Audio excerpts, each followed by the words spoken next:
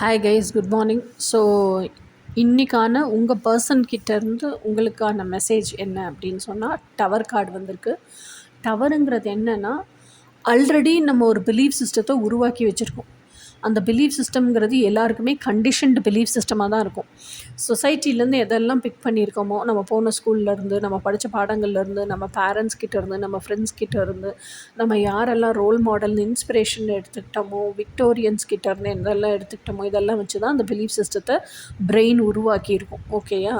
But still அந்த belief system எல்லாமே உண்மையாக இருக்கணுங்கிற அவசியம் இல்லைல்ல. இந்த சமூகத்தில் அவங்கவுங்களுக்கு தகுந்த மாதிரி டேர்ம்ஸ் அண்ட் கண்டிஷன்ஸோட ஒரு பிலீஃப் சிஸ்டத்தை உருவாக்குனாங்க. அதை பிடிச்சவங்களாம் எடுத்து ஃபாலோ பண்ணாங்க. அது உண்மையாக இருக்கலாம், உண்மையாக இல்லாமல் இருக்கலாம்.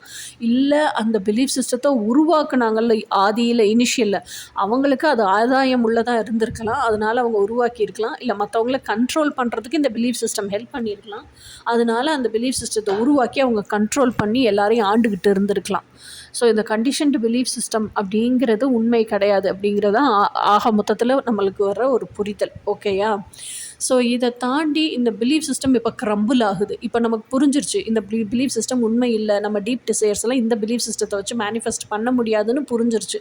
ஸோ அதனால் இந்த பிலீஃப் சிஸ்டம் கம்ப்ளீட்டாக க்ரம்பிள் டவுன் ஆகுது. அதுதான் இன்றைக்கி உங்கள் பர்சன் சொல்கிற மெசேஜ்.